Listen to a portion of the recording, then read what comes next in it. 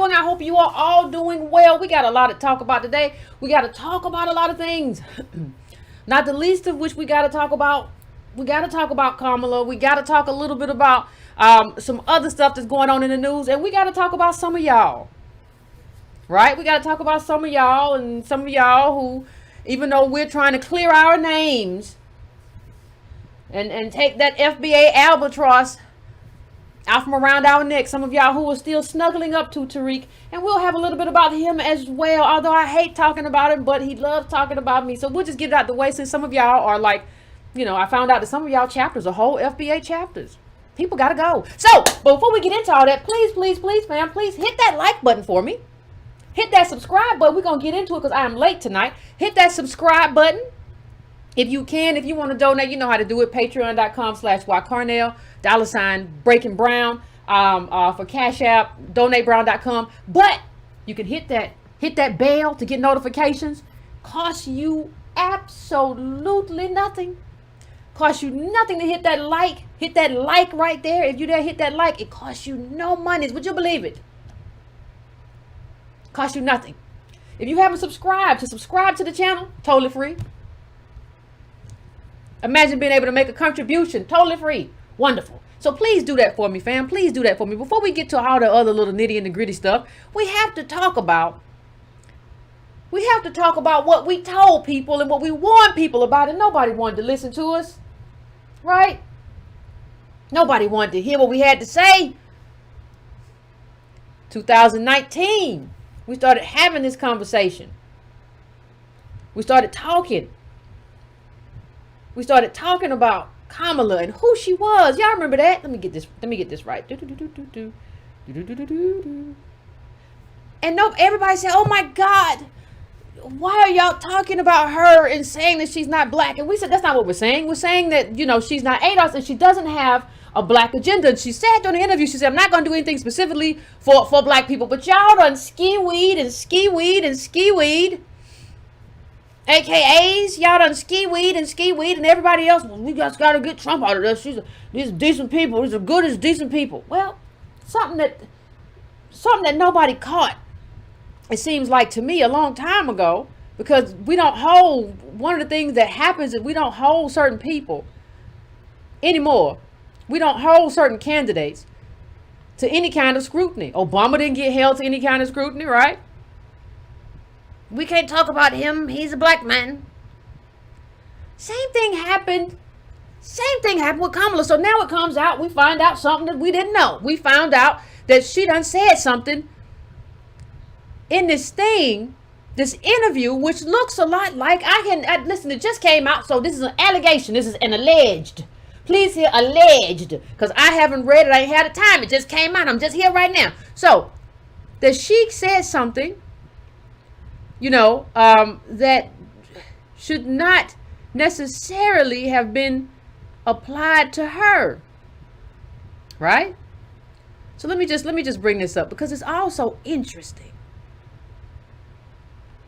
So she was saying this. Let me bring this up. You got to bring up the original Kamala quote. Because child, she just be saying anything. She don't care. Who gonna stop her? Who gonna check her, boo? Nobody, apparently. We just let Kamala just go out here and say whatever she feel like. Don't nobody care. So this is, and let me get the account credit, because this actually does come from the Elle magazine profile, and it was hilarious. So that's that. But in her, let's just read what she said, child. Let's just please do that, because I ain't never seen this kind of, if this is true, if this allegation is true, this is a lot of lying. In her wide-ranging interview with the magazine, Harris, the child of immigrants from India and Jamaica, remembered the first civil rights march she attended in a stroller. Did you really? In a stroller, from which she fell, getting separated from her family. My mother tells the story about how I'm fussing, Harris told Ashley C. Ford for Elle magazine. And she's like, "Baby, what do you want? What do you need?" And I looked at her and I said, "Freedom. I want freedom." Now, mind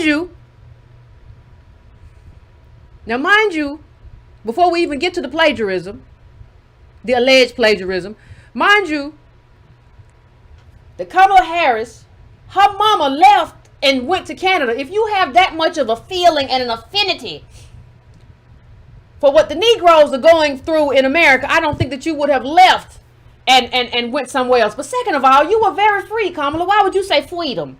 It wouldn't even make no sense for you to say freedom. Makes no sense, Kamala. You know why? Your mother was free. She was Brahmin and she was a biologist. Your father was free. PhD.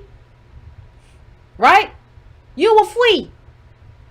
So, it didn't even make any sense for you to kind of utter that thing. And I don't know how. I think I was fighting other Negroes during that time as well. So maybe that's how I missed it, because I spend way more time fighting than actually doing work, because people won't calm down and stop acting crazy and stupid. But we're going to get to that in a second. We're going to get to that in a second. Here is where that comes from. Give credit what credit is due to whoever shared the tweet.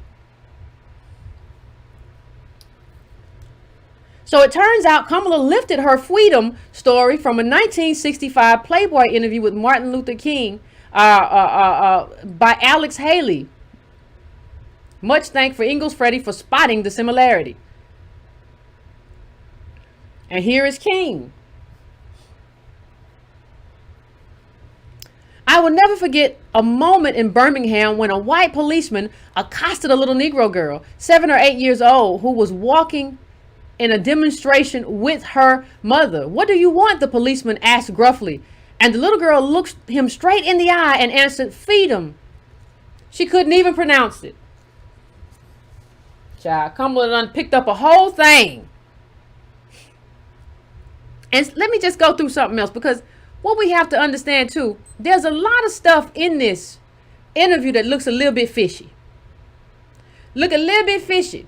I'm not making no accusations. I'm just telling you it looked a little bit fishy. So what else in the interview? Because I didn't see it when it happened. I didn't even know the child did a L interview. She do so much, you understand. Kamala just do so much. Ain't none of it worth nothing. But she do a lot. Here are a couple other things that she said in her interview.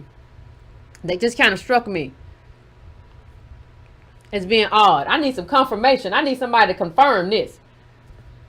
Confirm this for me. She was new to the Senate. This is from the same L interview now. But being new hadn't ever stopped her from getting things done. Somehow, she found the telephone number of General Kelly, who at the time was Secretary of Homeland Security, and called him up. First thing he says to me, "How'd you get my number? Why are you calling me at home?" This sounds like something out of one of them crime movies. "Who are you? What do you want with me? I don't have any money." Let me go on. The look she gives me, raised eyebrows and a slightly curled lip, indicate that that his greeting also would not do. She says she told him she was calling because I'm a United States Senator who represents the 11 Americans, and you right now have the situation that you need to explain to me about why your people aren't letting them see lawyers. This had to do with immigration and stuff like that. So she's saying that I called up this man in the dead of the night. I called up this gentleman. I said, "I'm calling your house because you are doggone well going to let me see. Talk to me about what these people did, and you going to tell me what's going on. I'm going to call you at your house." I want to see General Kelly's phone records from that night. Did he receive a phone call at that nighttime? Was it from any of Kamala's number? I mean, there are things that we have to discuss. There are things that I need to know. Because a lot of what's in this thing is sounding like a lie. Let me give you another one. If you think I'm joshing you, I want you the other one. Now you can go read the interview yourself. And I'm going to just let you know. I'm just going to let you know. It looks like people just fib a lot.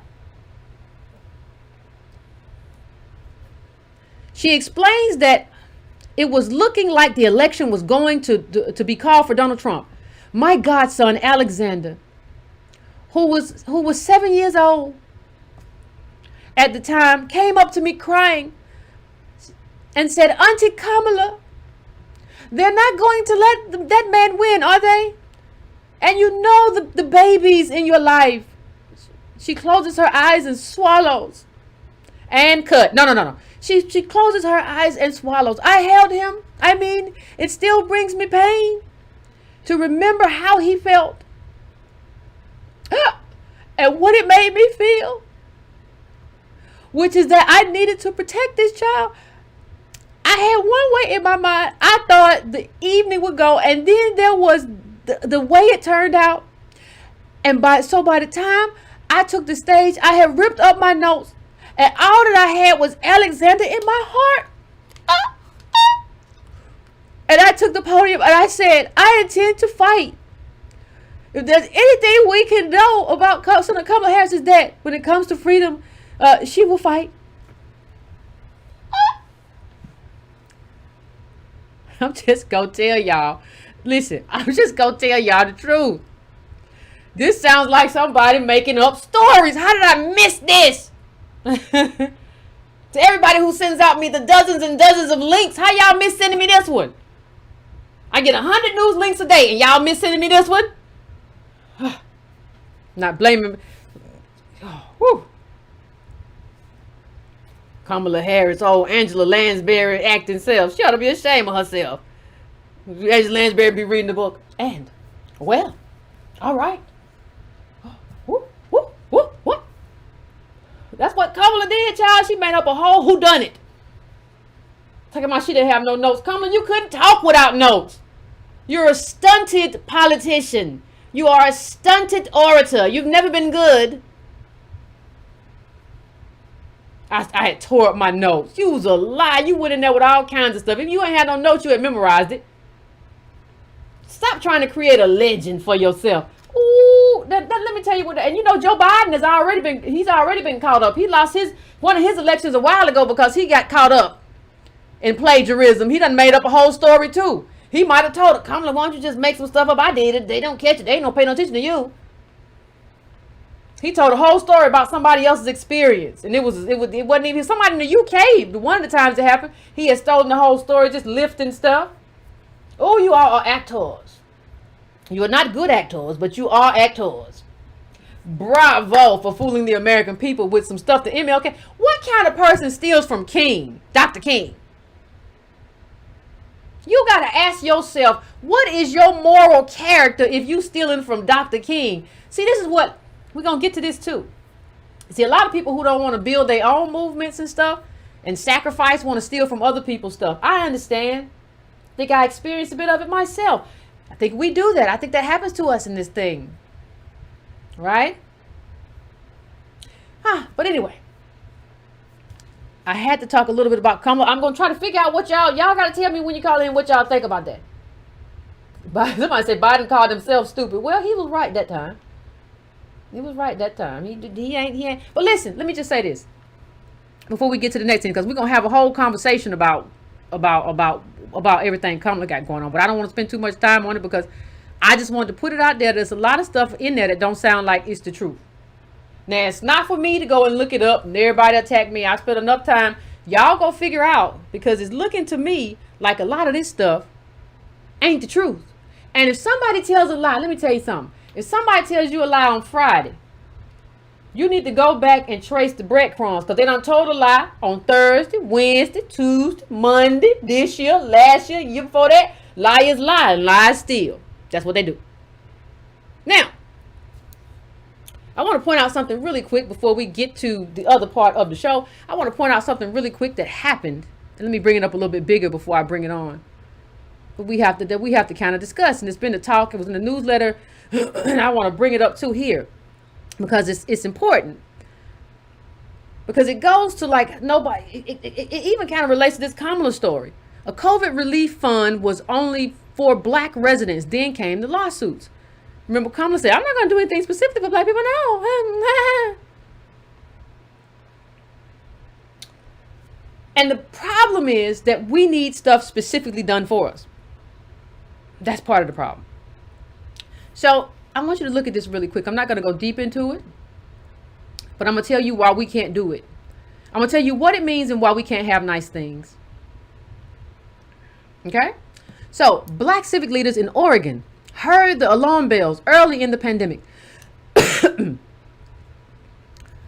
Data and anecdotes around the country suggested that the coronavirus was disproportionately killing black people. Locally, black business owners had begun fretting about their livelihoods as stay-at-home orders and various other measures were put into place. Many did not have valuable houses they could tap for capital, and requests for government assistance had gone nowhere.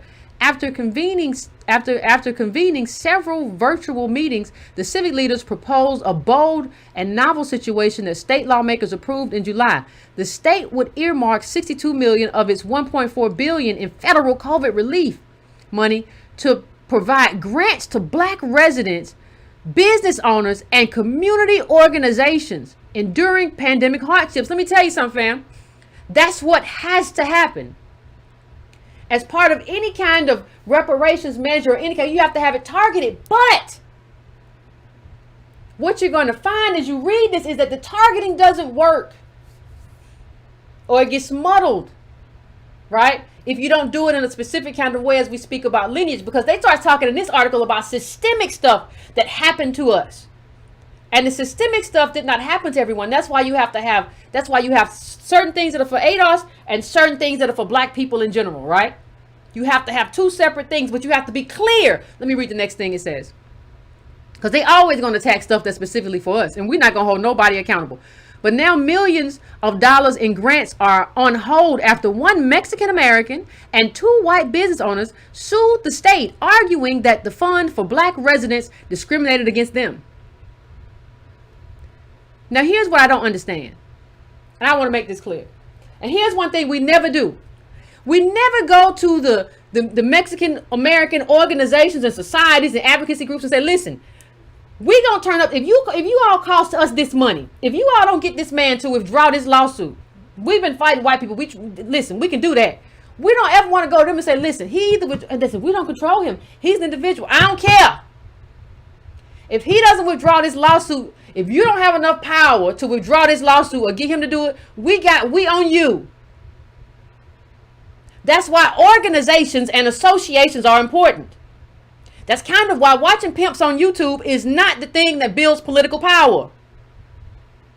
And you have to talk to these people organization to organization. You can't call up as one pimp talking to a whole organization. And the pimp ain't never gonna make the call. You have to be able to hold these kinds of people accountable and say, listen, we're not signing on with you with anything. We're not getting in some kind of coalition with you for anything. If y'all don't have enough to get this man to do what he got to do and get away from us to have us have our due for this systemic stuff, you and I are finished. He has got to remove himself from this lawsuit. We got to have the same heat from them for these white people that say, well, it's just discrimination. Y'all don't want to pressure nobody.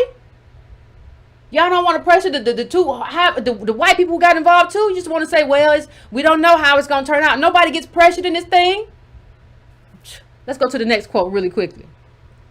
Politicians, social scientists, and jurists have long clashed over how far the government and institutions should go to repair the harm caused by racial discrimination. We're talking about multi-generational harm, and the extent to which past racism should influence today's decision. In creating the Oregon Cares Fund, lawmakers took the rare step of explicitly naming a single racial group as beneficiary, arguing that black residents have been subjugated to unique discrimination that put them in a disadvantage during the pandemic. And let me tell you what this article is wrong. There has always been specific something for everybody else. White people, when affirmative action was white, that was one of the first books. We didn't have a book club, but that's one of the first ones I mentioned. Go read it. That was specific wealth given to you. This Mexican American man, you probably were not here, and your people were not here in 1865, right? When we were supposed to get something after the war, we didn't get. Your people did not endure slavery. You don't get to sue us for what we're owed. Who's going to apply pressure for that? At a certain point, you have to ask people, who do they think they are? White, people of color, anybody who sides with white supremacy, anybody who diminishes our legacy in this country. Who do you think you are? And who do you think you stand with or stand for? You wouldn't be here if it had not been for us. What are you doing? What do people think they're doing? Let me go to this one. Hold on a second. I don't know if I want to do that one. Oh, here's what the white man had to say. Oh, I think this is it is like an employment arena, going to apply for a job and seeing a sign on the employment office that reads, "No Asians need apply." Mister, you're not even an Asian. What's wrong with you? See how they do? Said Mr. Blum, who has led efforts to challenge race-based admissions policies at universities, including that's why he's talking about that. Your race and ethnicity should not be used to help harm you or your life's endeavors. Well, see, that's the thing about how liars lie, right? Yeah, it shouldn't have, but it did, and it happened to us. And the only way you undo an injustice to a specific people is to make the policy specific. And I don't care. The right wing gets this wrong. The left wing get this wrong. They all get this wrong because nobody wants to help us. You know why? Nobody wants to exchange places with us. Nobody wants to be the bottom. They all know they're wrong. They all know they're lying. But nobody wants to be the bottom. You can't fix a specific harm without a specific redress. That is for us. It's not for you. It's not for you. It's for us. And it doesn't make sense unless you do it specifically for us. You have to undo a harm. It's kind of like if you have a big cart of apples. Let's say you got 34 apples. And then I come and I steal 34 apples. I can't then put in place a rule that says, can't nobody steal apples no more. That's great. But I need my 34 apples. And I don't need them rotten. I need 34 new apples that's like that. And I need the apples to accrue interest. Because there's a lot I could have been doing with them apples or whatever. I could have been eating them, making salads, planting seeds, growing more apples, making farms. I need everything that was supposed to come with the apples I had. It was a lot of stuff and you stole the apples. I had apples when nobody had apples. We were farming great. When people weren't even farming, we knew all the secrets to farming. Think about what we could have done in terms of agribusiness. You have to give specific redress. And I think America is upset because America understands that the only people who are owed are us. Yes, we have to protect the rights of other people. We have to protect the rights of, nobody's trying to say we should not protect the rights of all black people against police brutality and all that. But in terms of who's owed, it ain't Mexicans, Americans, it ain't Honduran Americans, it ain't Kenyans, Americans. You aren't owed nothing. You came in a plane. We came in slave ships. Our people were descended from slaves and slave masters. That's what we came. That's the debt. The agenda is one thing. There's a black agenda, but there's also a debt.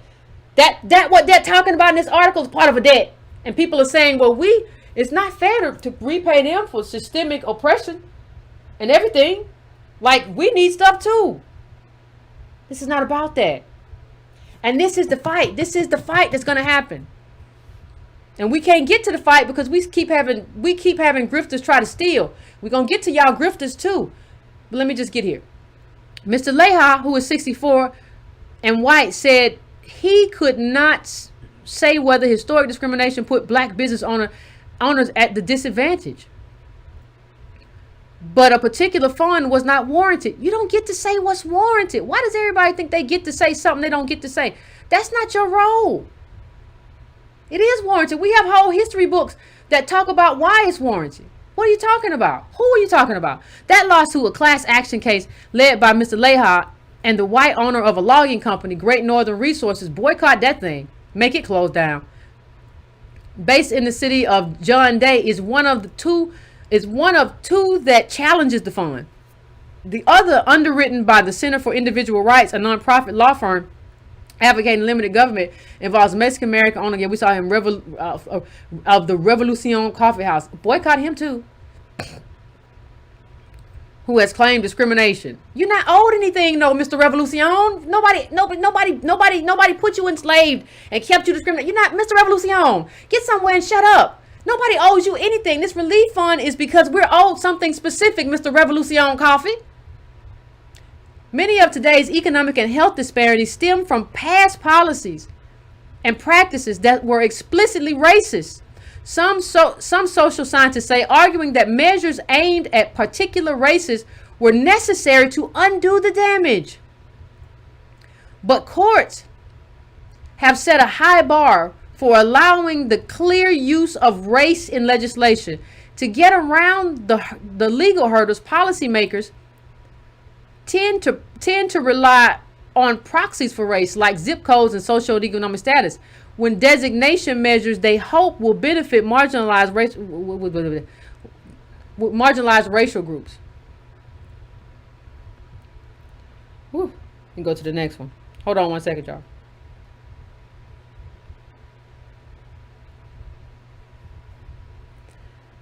Let me tell you one of the things that they're saying though.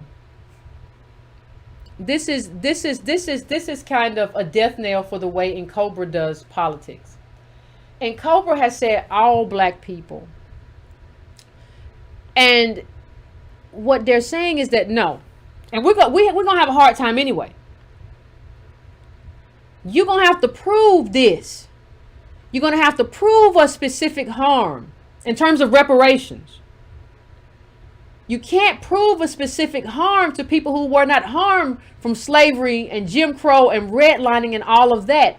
It's going to be a failure. That's why ADOS is the only solution for what we face. Let me go to another quick quote.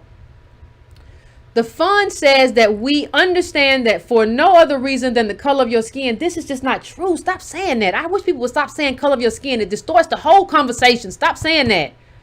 Because there are a lot of Indians who do way better than you, and who are Indian Americans who do way better than you and who are way darker than you. This is not a skin color conversation. I wish people would catch up. But let me start over. This fund says that we understand that for no other reason than the color of your skin, you have been restricted and prohibited from accessing the tools to economically mobilize, she said. For that reason, we're not going to create any veiled language. We as the black community are tired of that. Yeah, I understand that, but you don't understand enough about how this happens and how this has to happen. My goodness. Go to the next one. Oregon's history of racism predates its statehood. As a territory in 1844, it passed a law banning African Americans from settling there. If your people were not here in 1844, hush. Just be quiet. Who is this man from Mr. Coffee Revolution?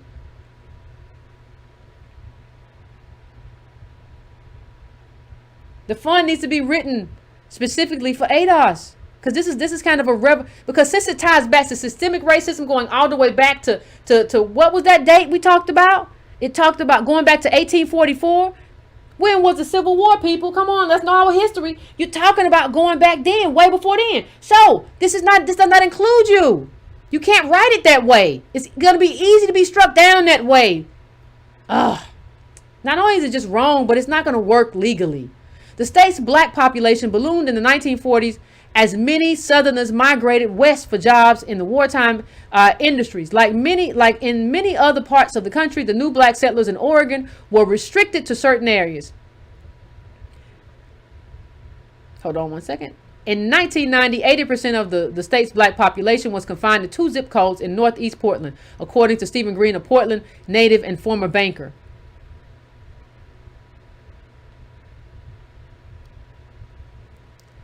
Banks and other investors largely avoided doing business in those communities. Residents were also displaced when parts of those neighborhoods were raised at different times to build a highway, a sports arena, a hospital. The history robbed many African Americans, they're talking about ADOS, they didn't have the language for it, of opportunities to build wealth, historians say, a legacy that continues. The racial wealth gap in Multnomah County, which includes, I remember that county, it includes Portland, is larger than it was 40 years ago, with black residents holding fewer assets than other racial groups. It didn't just say white people, it said other racial groups.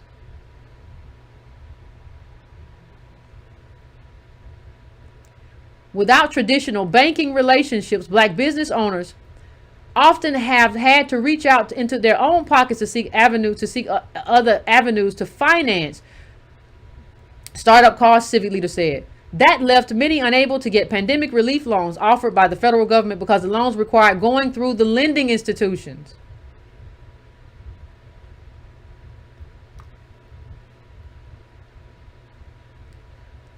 Lawyers defending the Oregon Fund have argued that the state has the duty to ensure that the distribution of COVID-19 relief funds does not perpetuate the disparities black residents face. You can't do it that way. That means targeting black residents for relief because other efforts to address inequality have failed, said Janelle Bynum, a state representative who is black. Without that intentionality, without them actually caring that the money flows through our communities, they'll never have to do anything to change the status quo, she said. I'm not okay with that. Now let me come out and say something. I have said my two pieces on that. That is what needs to happen, but it has to happen for ADOS in terms of, because that part has to happen for ADOS because it extends all the way back. You saw the dates, 1844, this, that. That's us. That's because of a systemic thing that we suffered through. And you can't make the case for why it has to happen with us. You know, you can't make the case that this is something that, you can't make the case they're trying to give money to correct really systemic oppression. When you're doing it that way, if you include black immigrants or black people who are here and who are Americans, who are not immigrants, but who don't have a lineage through that period, you open the door up for all other brown people. That's why this sort of kind of redress, because what they're doing is redress, has to be specifically for us, or you're going to lose. You're going to lose every time, and there's nothing you can do about it because legally it's untenable. You have to have, in terms of having a reparations conversation, not a black agenda conversation, a reparations conversation has to be specifically about ADOS. And you're going to fall on your face if you don't. Because the only reason the Mexican is in there is because, you know, the white man's in there because of reverse discrimination. You know, they always, you know. But the only reason the Mexican's in there is because he's saying, well, it's people of color. No, we can't have it like that. Now, it would be great if we could begin working on projects like this for other communities, not just what's going on in Oregon. It would be great. It would be wonderful if we could begin to do that. And organizing a 501c4 was supposed to be the beginning of doing projects like this. Instead, what we have happening, not among everybody, please understand, this is not an all lives matter, all ADOS messing up conversation. Instead, what we have had too much is people saying, but why we can't go work with FBA? Them some good peoples over there. And I want to say one thing before I even get started on this. I want you to understand that ADOS as an organization, and we already are, right? ADOS as an organization is not your reparations. Let me say that again. ADOS as an organization is not your reparations. ADOS is an organization that fights for reparations and a transformative black agenda that includes all black people, but reparations is just for us. A black agenda is all about discrimination and other things, right? So we're inclusive. But for those of you who are trying to make movies and documentaries, we already said we was doing one of those, and all kinds of other stuff and commercials, or ADOS shoes and ADOS handkerchiefs, or you want to be an ADOS preacher, or you want to do an ADOS corner store, you want to do an ADOS soft drink. We're not here for the grift. Because that's what this conversation is just about. So let's just get to it. People say, oh my God, Yvette was being messy. There's a lot of hothouse flowers in this movement. Listen, this was a very good time to have this argument. I wish it had not happened, but it was a very good time to have it because a lot of people were not here this time last year when we just reset all the time. And sometimes we just end up doing the same dumb stuff because people say the dumb stuff to me.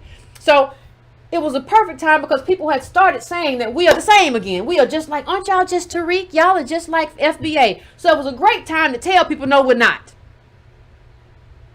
Some people don't understand there's a method to the madness. So if you're going to start the fight and I give you a bunch of off reps to get off, you don't get off, we can have it. And it'll be great. So the people who think we are FBA can get on the Twitter and see, oh my God, Yvette is right. They're not FBA. She's holding FBA sympathizers accountable. It was great. Those of you who did not see that and kept popping in my inbox, just calm down sometimes.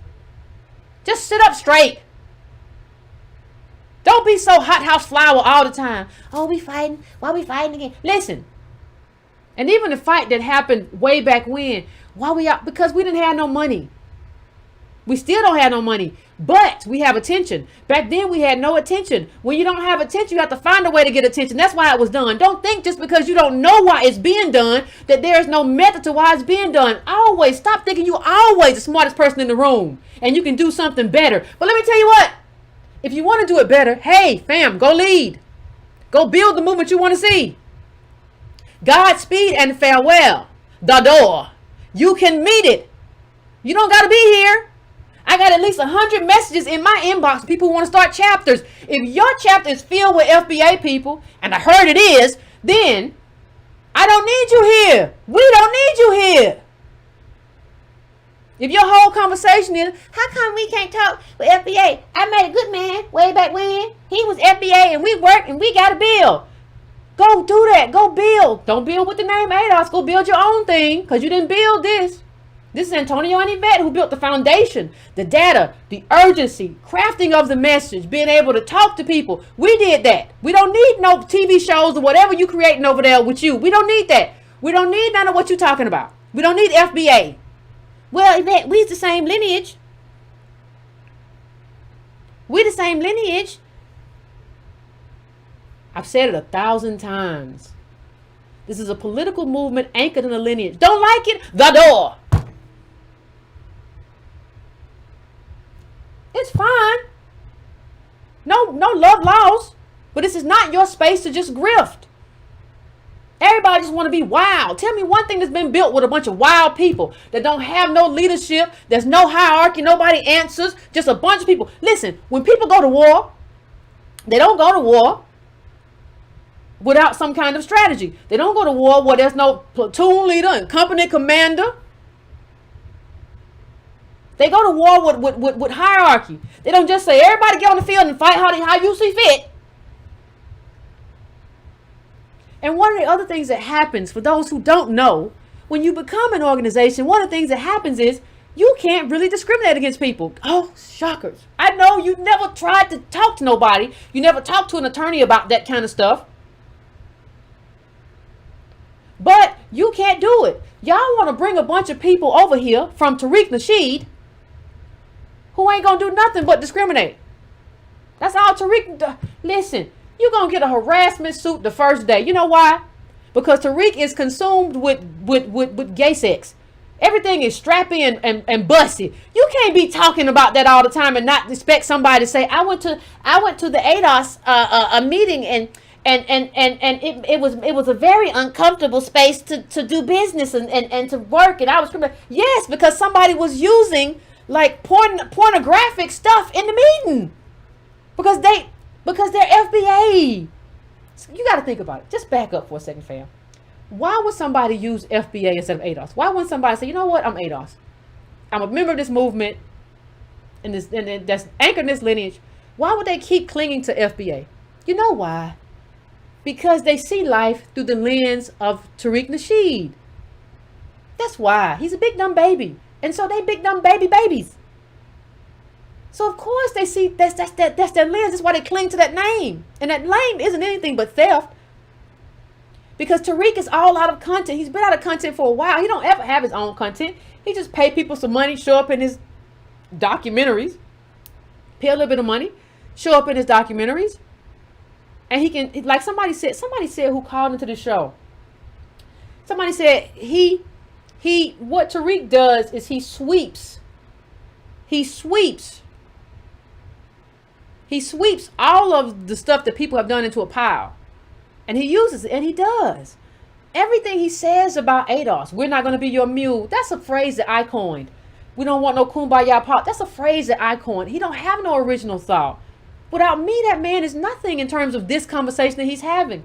He did do the pimping stuff or whatever you want to call it, the showing black men how to date who wear dusty shoes or something. I don't know what it is. Don't get me to lie. Whatever it was, he did that. Somebody told me he's gonna do a what was I responded to a tweet this morning. Somebody said he's gonna do a coloring book with me or something like that. Something like that. He did Muppets. He did puppets. He did a Michi puppet and a Umar Johnson. Y'all talking to a man who played with dolls. That's who y'all want to get. That's who y'all want to bring back into the fold. Somebody who's like, I'm doing this busted documentary. I watched all that nasty stuff about the men's on YouTube, so y'all ain't have to. What kind of busted? What, man? What's wrong with you? What kind of heterosexual man says bussy all the time?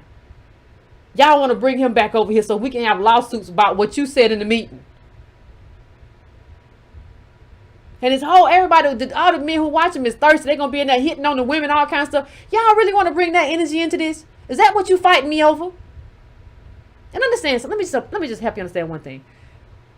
He also said something like this. He said, listen, y'all don't want to, Yvette said something about y'all going to have to pay dues. What? Y'all going to have to pay dues. Y'all going to have to pay monies. Are you gonna pay for your lineage?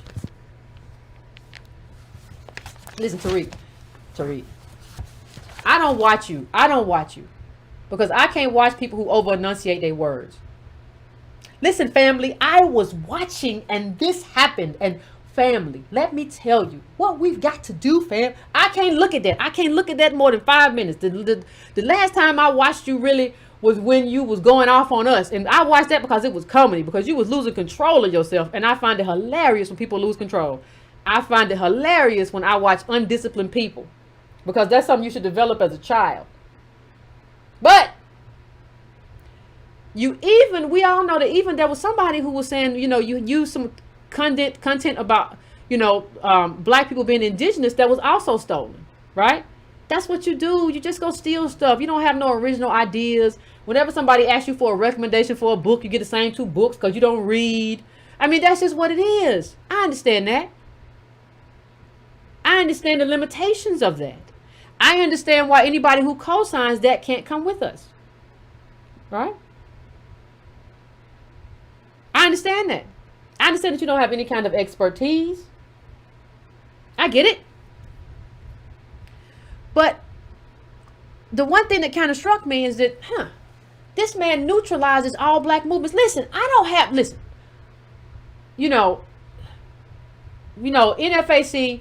with Grandmaster and Michi was supportive of it. I said ADOS have a right to bear arms when I was asked about it. And I said, listen, I don't agree with his part about being in a country, in another country, but I said, I am not going to trash these people who are trying to show for. I'm not going to do it. There are certain things that I will do in an effort not to undermine other black people. If I don't agree wholeheartedly, we may listen. I'm sure Michi X got some disagreement with me. I'm sure I got some disagreements with her. I will never undermine her, and I would never undermine NFAC, because I believe that she wants the best for her people. I pay attention to your intentions. If I feel you want the best for your people, I'm gonna leave it alone. Tariq came out and immediately attacked. Now let me show you what a grown man is supposed to do. If you're a grown man, if you don't like Grandmaster J, whatever, if you don't like it, what you do is you come out and you say, you know what, I'm gonna lead these people. You lead these people wrong, I'm gonna lead them. Because you always talk about getting in the streets, Tariq, right? You always talk about getting in the streets, but you don't never get in the streets. You just talk about getting in the streets. Then when somebody get in the streets, you say, oh my God, they agents. Don't you say they agents? If they agents, you should say, I'm gonna start my own thing. Well, we're gonna be in the streets. Because you always talk about people being armed in the streets, but you never be in the streets. Right? Somebody sent me the most hilarious Instagram of you walking up on an undercover cop and walking off real quick. You so stupid. But y'all want to follow stupid people. But you should have said, I'm going to lead this group. You're not going to lead nothing. You're never going to do nothing but sit up in your house and eat French fries. We know that. But you said something he said something very interesting about collecting dues. Now, let me just say, You have to pay for your politics. We don't have a dues paying structure yet. But people who will say, well, we need a lobbyist, Yvette. We got to get a lobbyist. You're not going to get a lobbyist without dues. It ain't free. Same person who will say we need a lobbyist will be like, why Yvette trying to collect monies for the lineage? It's just a lineage. Why she trying to collect money for the lineage? It's not just a lineage, you dodo bird. You have to be strategic. You have to lobby Congress. You have to write bills. What's wrong with y'all? How you argue me? Well, hey, Yvette, Leroy over here is FBA and he seemed like a good person. Now I'll work with him if I want to. You can work with him under your own name, under your own organization. Go do that. I'm not stopping you. Build the organization that you want to see. Go build it. The door. You can leave. Like I said, I have dozens of people in my inbox I didn't be able to get to say, Yvette, I would love to start a chapter. You're not irreplaceable. What's that Beyonce song? Irreplaceable. I can't sing. You're not. Nobody is like that. You're not. If you want to go be with Tariq and include FBA, then I need you to leave. We'll make another one with better people than you. Well, Yvette, Tariq is a businessman. He a businessman. And you just don't know business like he know business. He know business, Yvette. You don't know business.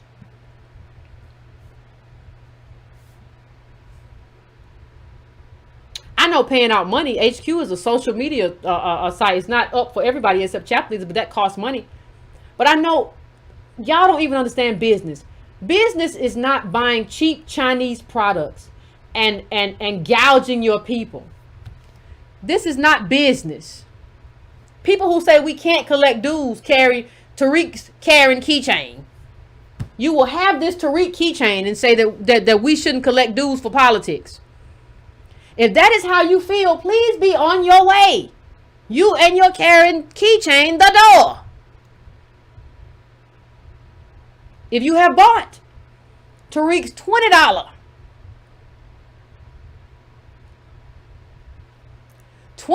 pepper spray, Ogun spray, I'm sorry. He's foundational Black American, but he worships Nigerian gods. Please, I'm sorry. If you have bought the man's Ogun $20 pepper spray, overpriced pepper spray, then I wish you all the best in your life, but Lord have mercy, please go find the door. Because this is probably some little stuff he bought from Alibaba, because they sell these little pepper sprays for like from 25 cents to $1. Understand the markup was like, what's the markup from 25 or $1 to $20? What's the markup on this? You can't care about nobody when you, and I'm not saying, like, listen, this is not just one thing. He always comes up with trash to sell people. That's not business. You're supposed to be competitive in the market when you do business. Business is about being competitive in the market. This Negro just comes out with something, mark all kind of dumb stuff. Remember he said it was Ahmaud Arbery might be alive if he had this pepper spray. Y'all let him insult a man who was killed by white supremacists, saying he would have been alive if he had this pepper spray. This man had guns. Pepper spray don't overcome guns, big dumb baby. We're gonna call Tariq BDB, big dumb baby. Since when does pepper spray beat a gun? Using a black man's death to sell your overpriced pepper spray, and people out here still saying, well, Yvette, if people is FBA, we ought to just, they want to do the work. They don't want to do no work. They want to take over. They want to co-op, because Tariq ain't got nothing else. He all out of content. He scrapes I've seen him actually steal content from other ADOS people who put up a tweet. That's what he does all day. He just harvests and searches words, and he uses that for his tweets and his content. He don't have no content. He's not a thinker. He's not a thought leader. He just knows how to take advantage of people. Ogun pepper spray. It's all about the foundation of Black Americans. And them black immigrants is awful. Ogun! You're making their gods yours. And that's appropriation, honestly. That is appropriation. You worship their gods, and then you say toxic and xenophobic things about them online. You're a horrible person. And understand that, like, I just don't want your albatross around my neck. I don't want any association with you. And I don't want any chapter leaders to have any association with you or your members. And some of y'all are going to have to go because y'all ain't got nothing in your chapters but a bunch of FBA members because you like to be loved too. Even on Amazon, it ain't $20. What are y'all? And they can sell the cheapest. I mean, they can sell like it's American. So you get it from Alibaba. Let me see. You get it from Alibaba for $2. How much is it? Amazon got it for $10. You selling it for $20.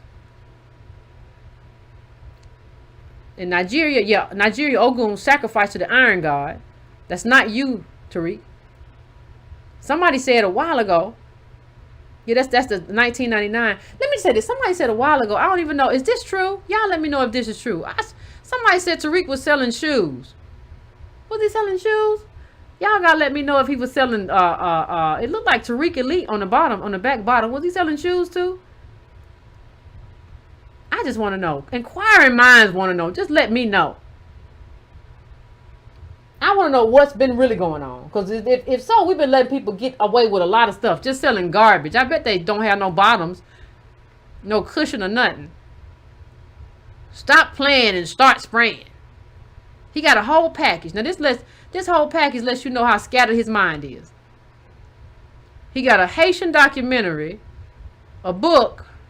So it's Haiti, Nigeria. This is just Haiti and Nigeria in this thing, right? And nothing against Haiti and Nigeria, but this man is talking about foundational Black Americans. So you talk about really a cop off of ADOS in terms of foundational Black Americans, but your whole thing is this man is a con artist. How don't y'all see this?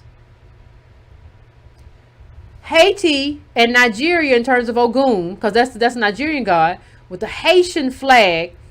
Remember, he did Melanoid Nation. I think this imagery is the best thing to represent Tariq's scattered mind. He will just throw anything that sticks. He don't care about nothing. He don't care about you. He don't care about me. If it stick, it stick. If he can make money, he can make money. He don't care if he gouges you and charges you, 10, 20 times the price. Who cares? He don't care about you. He don't care about his people. But y'all won't let that person back into. And don't talk to me. Listen, let me tell you what we're not going to do. Don't talk to me about Yvette. I don't know why we're talking about this. We're talking about this because your chapter leaders decided they were going to let them all back in. We're talking, if you can go, and I'm not going to mention no names. You can go back through my timeline and find it. We're talking about this because chapter leaders decided, well, if they want to do the work and they claim FBA, we should let them back in. I don't know. Playing with puppets and coloring books and spending all his time talking about gay stuff, sexual stuff. Strappy and bussy. He was a nasty man. He was a nasty man, child. He ought to be ashamed of himself.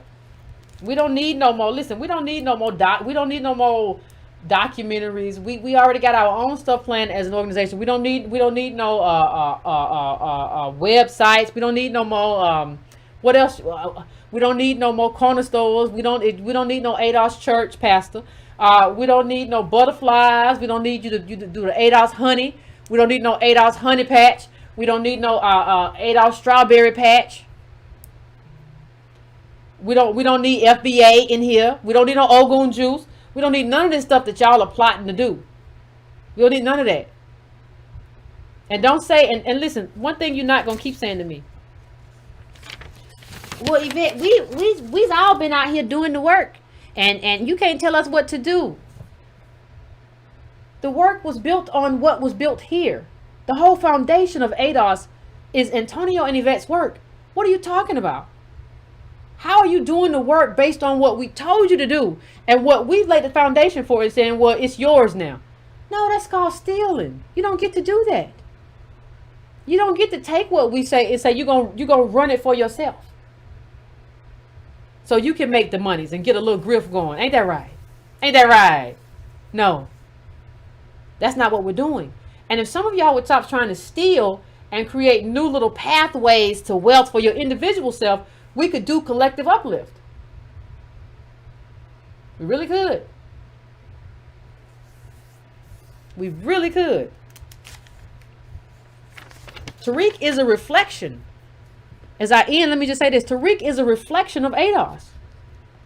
Those of you who refuse to let him go and bring up all kind of dumb arguments about how Leroy at the gas pump is a good dude or whatever, and you did work with him last week at the haberdashery, you are part of the problem. And you can't come.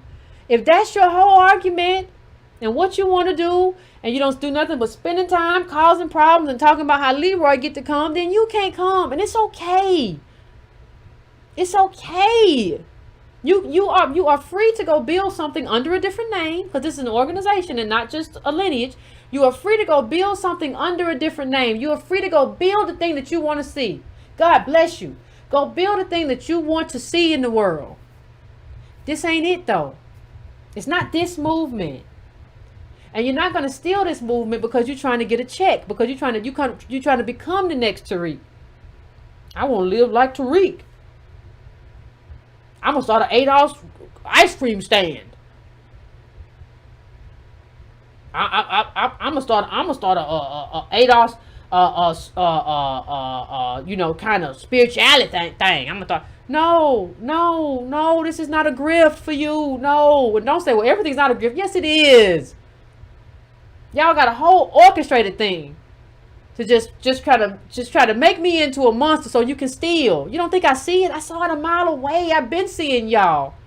I've been seeing you coming. I've been seeing you sharpen the knives. You didn't think I saw that? Oh, yo. I worked on Capitol Hill before you did. I know how people sharpen knives. Professionals sharpen knives. You're nothing new to me, sweetheart. No. I saw you coming. I gave you the benefit of the doubt. And I said, well, let's see. But now we know what you are, and we know who you are. We know where your heart is. We know where your mind is. And all of you who are chanting, trying to steal from the name ADOS so you can get your life right. And all of you who want FBA to be included because they part of lineage, go leave and create an organization. And please don't take all of our talking points with you. You know how y'all like to steal because you don't want to read books. You know, some of y'all don't like to read books, right? My people who in the chat right now read and be in every book club. Some of y'all don't like to read. You just show up for the talking points. You write stuff down and you want to go and start an org. It won't work. It won't work. It won't work. Please don't steal all of our stuff. Please just read some books and create the stuff that you want to see. Just kind of frame it how you want to frame it. Do your own work. Don't just kind of anchor yourself in what we built here over the last years. Figure your own stuff out. You built that way, right? You built the way you can build your own thing, can't you? You can build it from scratch, same way we did, right? Okay, God bless you, and leave. I shouldn't have to make you leave. You should want to go. You should want to be here. You disagree with everything I said. Yvette's a miserable dog. Okay, fine. Leave the door. Anyway, fam, I don't negotiate with terrorists and people who say I'm not going. I'll leave. I'll set this whole thing on fire if you don't talk to me. I don't care. Set it on fire. Burn. I'll build another one. I'm a builder. So if you burn one thing down, I'll build another. I'm a builder.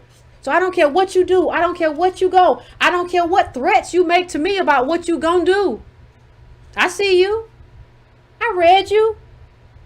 It's okay. I don't care what kind of lies you said you gonna make up about what you did and what your contribution was. I don't care what you say about, oh, I built Yvette. You did. I don't even like Jay-Z, but what he said, you build a hole, build another one. Go build another one then. Because then nobody built me but me. So whatever you built or whatever you think you built, Godspeed and good luck, my dear. But you're not going to eat up ADOS, the organization, out of any kind of selfishness or out of any kind of idea that we're supposed to follow your lead. It don't work that way. And we ain't doing that. We're not going to follow you. It's not built on this. You didn't build nothing. You didn't define nothing. This whole movement is built on Antonio's data and the way we talk about the data and the things that we talk about. Understand that before we even created this movement, we already had shows. It comes all out of that. It comes all out of conversations we've been having. You did none of that. And so you're not going to dictate to us how this thing goes. You're just not going to do it. I will replace you. You got to do something else. Anyway, gate up. Give me a second to set up the phones. Call in. We're going to have a good conversation about Tariq's boot. No, I'm just playing. We're going to have a conversation. Give me a few minutes at the phone as usual, and we will be right back.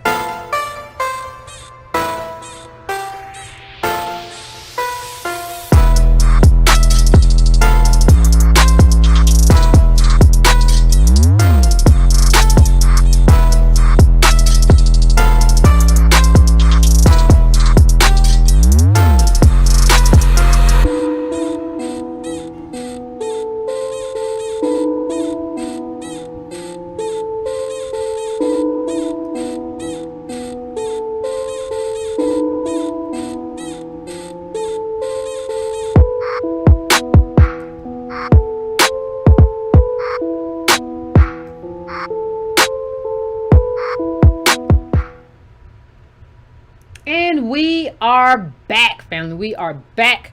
I am going to let me make sure something really quickly. I'm going to my first call. We got a lot of callers tonight. People got a lot to say. Going to my first call, 310. What's going on? What up, this Tone Talk? What's up, Antonio? I'm gonna keep it brief. But I'm not gonna hit anything in terms of charts or anything else. I'm just gonna talk about ADOS, and then I'm gonna talk briefly about Tariq. One of the things I want to make clear to the audience is that the amount of misogynistic, sexist, homophobic statements that have been made towards the event are not only disrespectful, they border on harassment.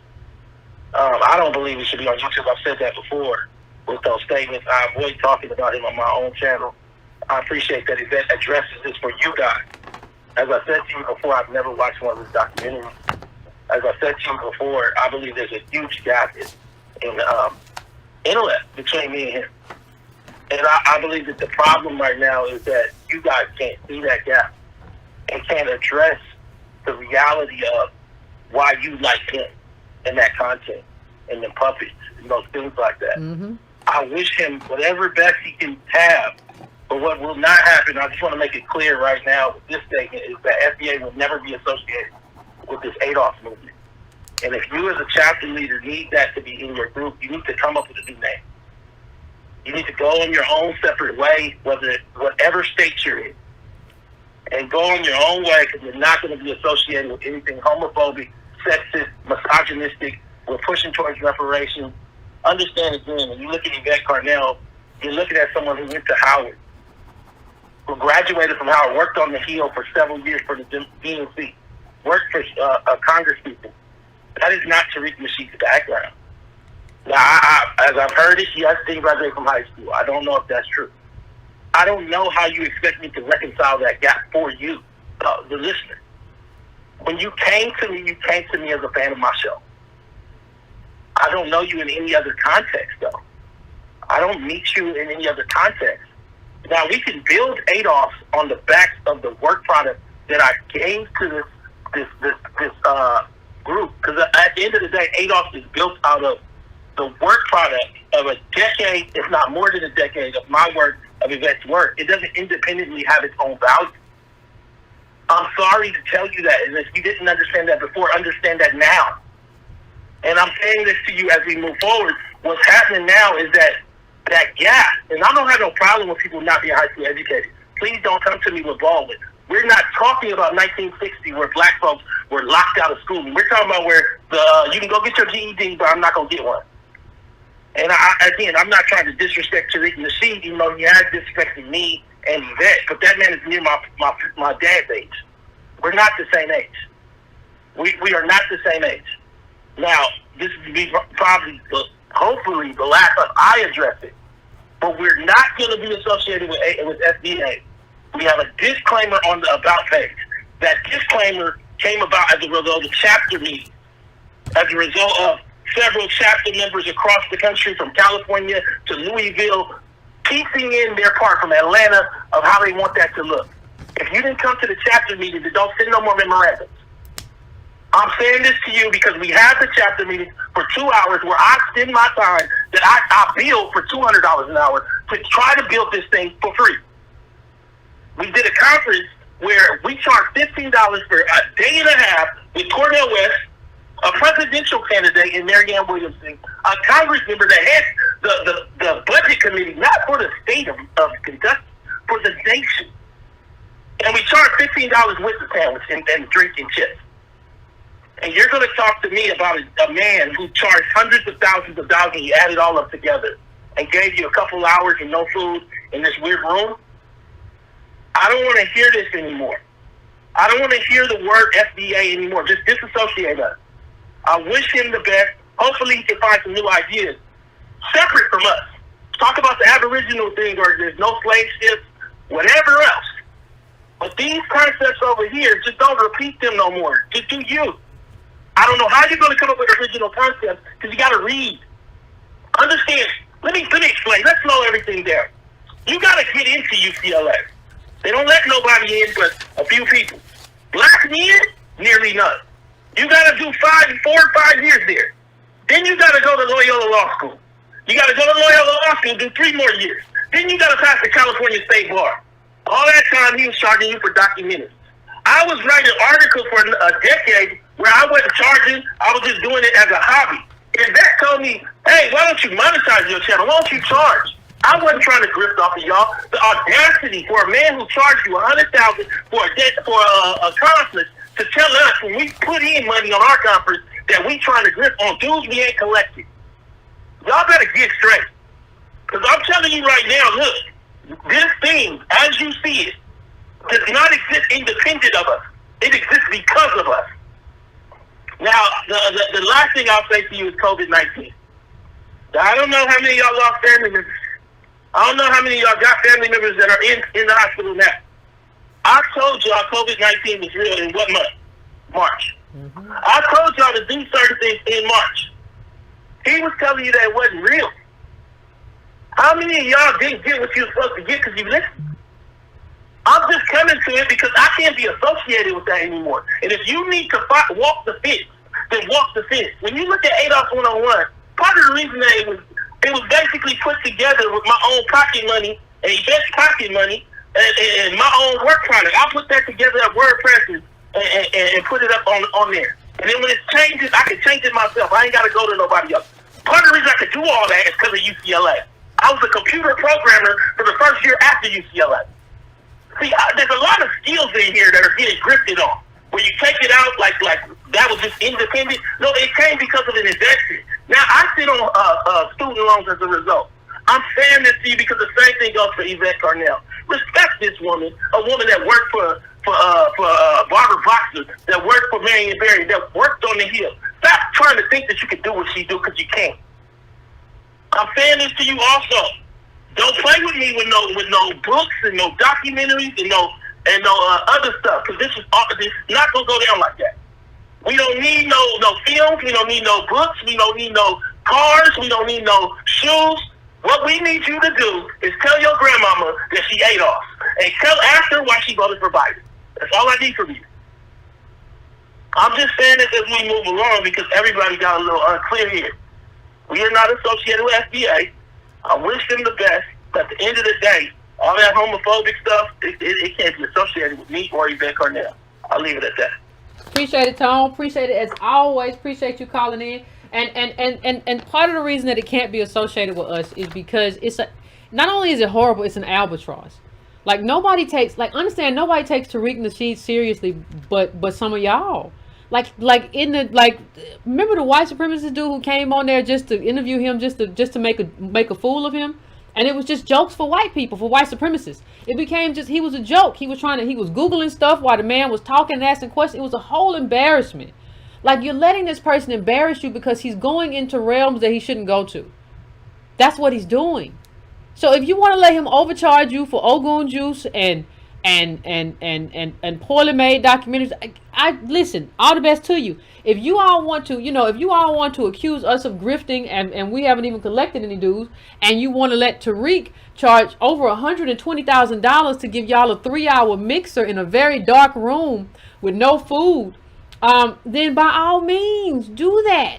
If you're into his sort of little sex play or whatever he does it's weird. The man is odd. If you're into like a 51-year-old man who plays with puppets and says he wants to make coloring books, I mean, do it. That's just very odd behavior. And I wish y'all the best, but you got to go be with him. You can't be with him here. Like we are anti-Tariq. You got to go over there and be with him. And you got to write him the letter like you read him last time. Hey, Reek, what's up, my man? Let's do work together. And maybe he'll do some work with you because he's lazy. He'll let somebody else do it. He'll let somebody else do it if he can take the credit. He's a very lazy person. So maybe he'll be up for that. I don't know. It's not my job to know. Just you go figure it out, though. And don't tell me you ain't going nowhere because you are. Anyway, I'm going to my next caller. I'm going to 765. 765. What's your name? Where you calling from? What is on your mind? What's going on, man? This is Man calling from Dallas. Hey, what's going on with you? Oh, nothing much. I wanted you to pull up them boots one more time for us. What's these his boots? Somebody told me they was. I didn't know if it's true, but it looked like it on the back. I don't know. Like, them boots look like they were made from construction paper. He needs to throw those away. Like, they were made in a kindergarten sweatshop. He needs to. I don't know what he was thinking. I started. Well, he's thinking he gonna sell anything to Negroes. They probably was. If he did it allegedly, because people like, I ain't never sell nothing. I'm gonna do something against the pay you. Saying, he cry a lot when you get. I'm gonna call you. I'm gonna call your job. Talk about me. He ain't really tough. He really soft. But so I ain't gonna take him down. But this said, I saw that in a few places that he used to say he done sold everything. He just tried to sell Negro stuff. And understand that. People who gouge you don't care about you. It's one thing if he was just selling one thing or two things or whatever. But he's not doing any kind of movement work, any kind of political work. He's just selling whatever he think. Negroes might buy this. I'm gonna sell Negroes might buy this. I'm gonna tell people they can use my see-through flag as a mask. You know how many people you can hurt with that? But anyway, go ahead, fam. I'm sorry. But I wanted to address a couple of things. One of which is the argument about ADOS versus the FBA and everything, and like you have a lot of your chapter, a lot of people who had chapters, and they were kind of like deviating away from it, away from what you guys have built basically. And me and a friend of mine was talking, and he even went as far as to say that he had to remove ADOS from his name because he knows what that means. If he says anything wrong, what kind of blowback can come from that, and he's not affiliated with a chapter yet. Mm-hmm. You know what I mean? Yeah. And I just think back to how you remember when Talib Kweli wrote that article, ADOS is trash, and I mean, everybody started regurgitating all the same things from that article. But that article was birthed around the exact same time that we were teamed up with FBA, that we were moving, and a lot of that xenophobic, homophobic, and let me hold that thought, fam. I don't mean to interrupt you, but I want everybody to remember one thing when you say that's true. But also understand that Tariq never said anything about the articles that were written about ADOS is trash because he wanted to co-opt ADOS. Understand that I firmly believe that him and Talib Kweli had a deal, right? I'm going to kill this movement that is ADOS, and you take over as FBA because you're worthless, you're useless, you're not going to do anything with it. But these people are actually moving towards a goal. So the whole game, because Tariq talked a whole lot of junk, but when Talib Kweli was talking about us, was talking about ADOS, he didn't open his mouth. They had a whole kind of deal set up, I believe. So, but to make sure that ADOS was co-opted into FBA, even though we created the thing. So that was a whole plan. But go on, fam. I'm sorry. I was just about to actually mention that because after all of that, you find out that Tariq Nasheed and Talib Kweli are real cool, and I'm sitting here just baffled, like Tariq Nasheed is still going. He's still talking crazy. Mm-hmm. He's still xenophobic. He's still homophobic, and you aren't saying anything to this man. It's messed up because you and Tone had to answer for all of that. Mm-hmm. Articles had to be written. Interviews had to be had. Like, y'all had to answer for everything that he was saying, everything that everybody who follows him were saying, and here we have Tariq Nasheed actively speaking in that way, and of course, and Talib Kweli is cool with him. Yep, that's it. That just made me wonder the same thing. Like, what kind of friendships y'all, like, what kind of activists are you, Talib Kweli, where you were trying to tear down ADOS, but then you were allowed Tariq Nasheed to go on and do what he does, and then you can call him, and then you want to walk arm in arm and call him friend. Yeah, well, and understand that Tariq Nasheed said immigrants bring disease into the country. Like, you can't say anything more xenophobic than that. Now, you called us xenophobic, and we're not wanting to say nothing like that. He said that, and you left him alone. Y'all had a whole play so that he could finesse this, because that's his game, is finessing everything, finessing Negroes to buy $20 pepper spray. He was gonna finesse this whole movement out from up under us until we challenged him and we said you can't have it, and that was the whole play. And so, and it probably a play for money. These Negroes don't be having it like they be saying they be having it. So it was a play for that kind of thing too. There was a whole game going on to use ADOS to make money and to extract it and make it a piggy bank. And we got in the way of that. And Tariq hasn't let go of that because he has no content. The man don't think about nothing except how to buy clothes that, really fit good when he was 21. Like, he don't think about, like, that's not something he thinks about. He's not a movement person. That's why you see him look so scattered with Haitian stuff and Ogun and I was just in Zimbabwe and now he's talking about FBA. It's all a way like, what's the next con? I'm a hustler. What's my next con? What can I do? That's what he does. That's who he is. And he destroys all black movements. I don't care what they are. Name me one black movement that Tariq has ever appreciated. And he only talks about Claude Anderson because it gives him cover. But he obviously never read the Claude Anderson's book when he talks about dues, because even Claude Anderson talks about how you have to invest in your own stuff, your own institutions and stuff like that. You obviously never read it because you don't read. But go on, fam. I'm gonna let you finish. I'm sorry. I mean, my question is, before y'all did the ADOS conference, did Tariq ever host a conference before? No. I don't think he had a conference before the COVID conference. No, he didn't. He saw money. He saw dollar signs. And so we didn't exploit it. Like Antonio said, we didn't make any money from the conference. But Tariq was like, this is something I can exploit. And he successfully exploited it. Like, he successfully got over $120,000 from idiots to go to a 3-hour mixer. I ain't never seen nothing like. Go ahead, fam. I'm sorry. No, I was just saying he ran off with the bag on them. Like, yeah. If hit the lick was he hit a lick on them people, and I feel bad for him. I don't. That should be evidence that you need to leave him alone. Yeah. Like, you walk in there, if you any type of person you actually care about ADOS or black people or African Americans in general, no way you go to that conference and walk out feeling uplifted or feeling the need to do more. Like, that was terrible, and you should feel cheated if you did go. Well, the thing is, I'm gonna leave it at that. But thank you, fam. I appreciate it. Well, the thing is, honestly, I'll say this. I think a lot of them might have felt cheated, but they were never going to say that. And they love him so much, so they're never going to say that because, a lot of people in our community have daddy issues, big brother issues, and that's how they view him. And so, like, they're never going to say that, like, this man cheated me. Like, he brought me to this thing. He said it was a conference, and it was 3 hours of nothing. And I flew here. I came here. I expected a conference. Ours was a day and a half for $15. He charged everybody, like, he got over 120K. He came in for 3 hours, like, and he was out.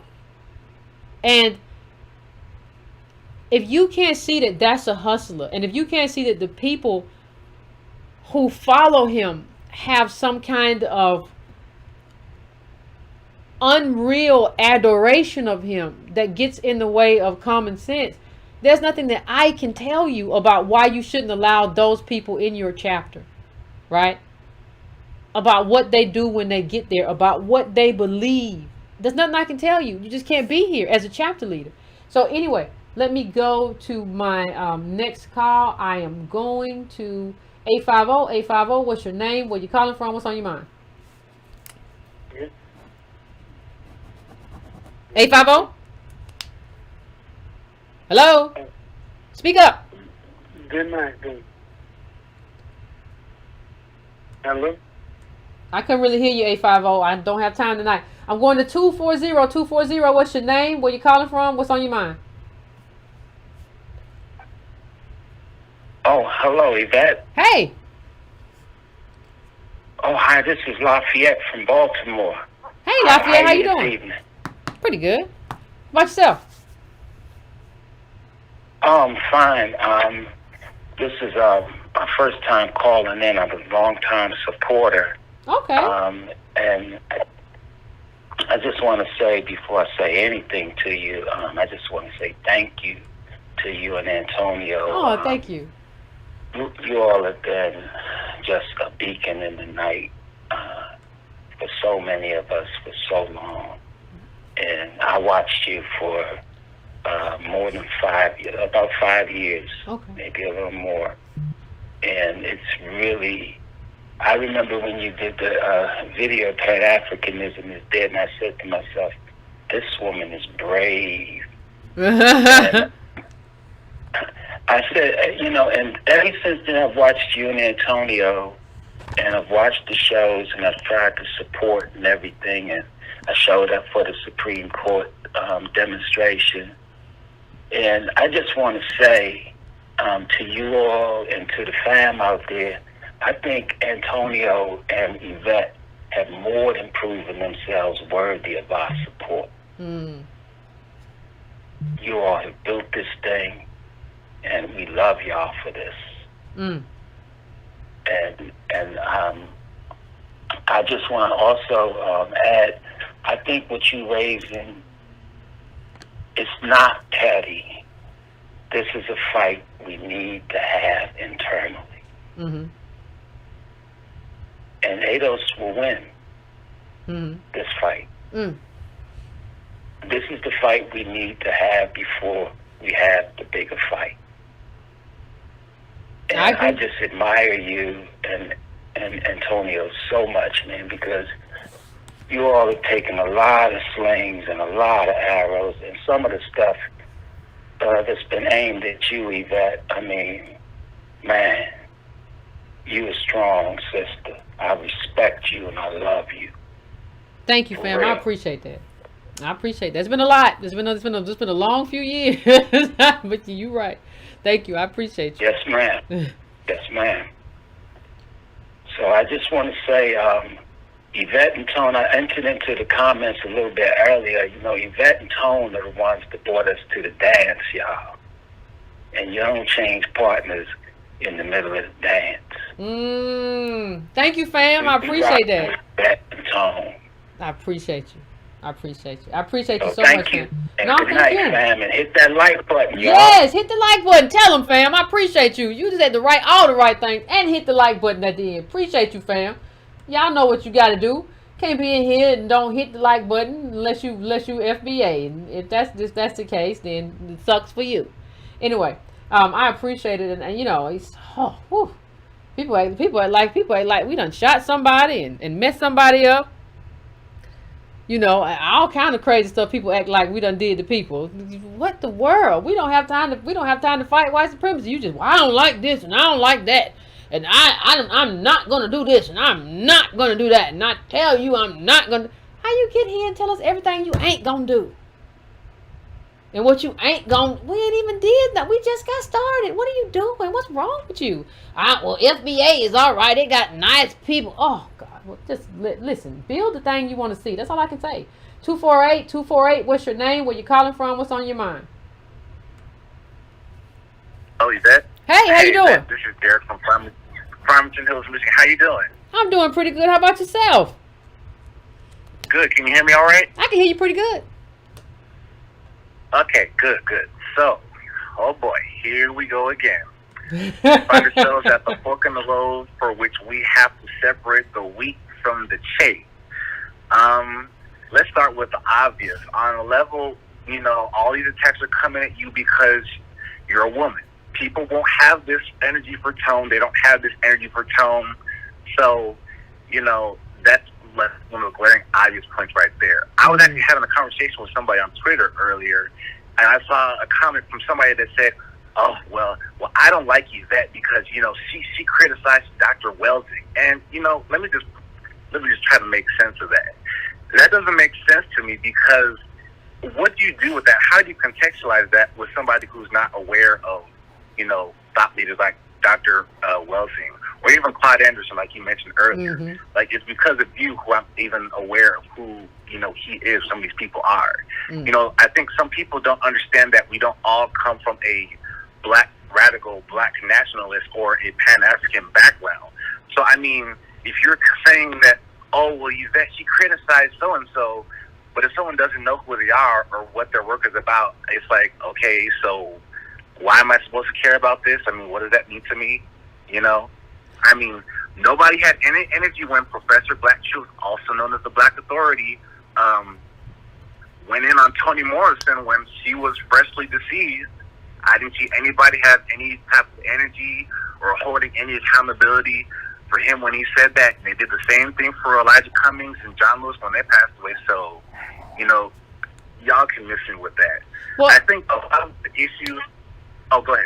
No, the only thing I was going to add to that, fam, hold your thought, is that the reason they always bring up, you know, Yvette went in on Francis Quest Wilson, they don't care about that, and they don't even care about the apology that I issued after that. They don't care about none of that. The only thing they care about is just finding a reason to hate Yvette.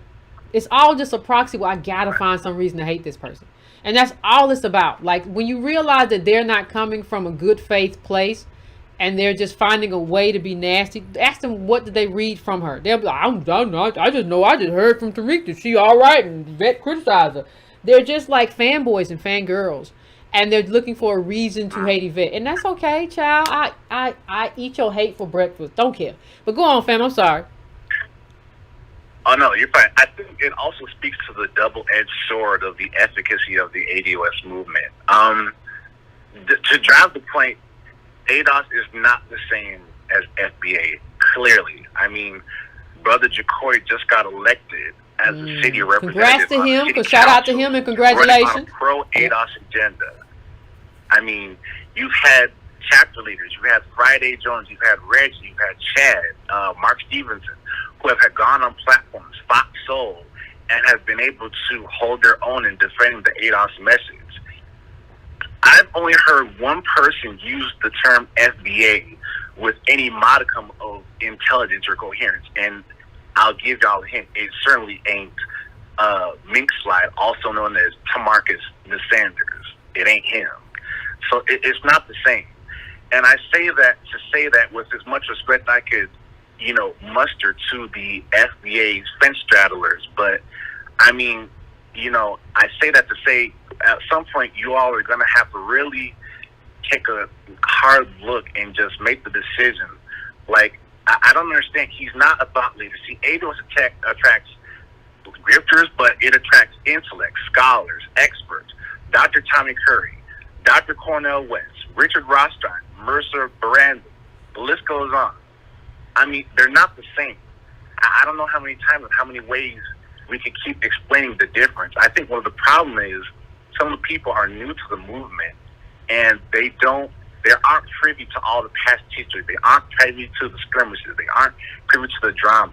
And frankly, we just don't have enough time to keep going back to press the reset button and explain this is why you shouldn't associate. We just don't have the time for that. So, But, yeah, and the thing is, the same people who start these kinds of fights will be the same people like, we just got to get back doing the work. We would have been doing the work if y'all hadn't started this whole thing. Like, we would have been back to doing it. Like, it's a whole thing out there now. If you look on social media, it's a whole thing now. It's a whole hate fest right now. And so what it makes me think, when I look on social media, I think that this was kind of orchestrated. What are y'all doing?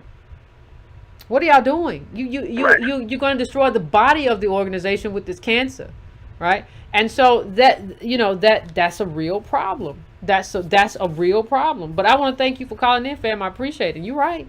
Thank you very much. I appreciate it, fam. Thank you.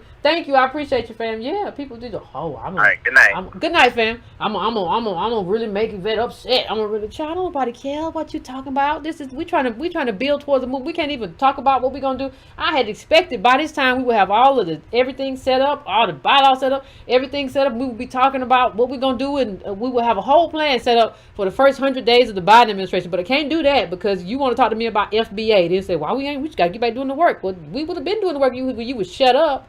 Anyway, going to 617-617. What's your name? Where you calling from? What's on your mind? Hey, Happy New Year. Happy New Year. Happy New Year, fam. How you doing? I'm doing all right. Thank you for taking my call. This is a needed conversation. I've said it in other spaces, so I'll say it here, that it's very important that as a young movement, and especially as a young organization, that we have some core principles and draw some red lines that you don't cross.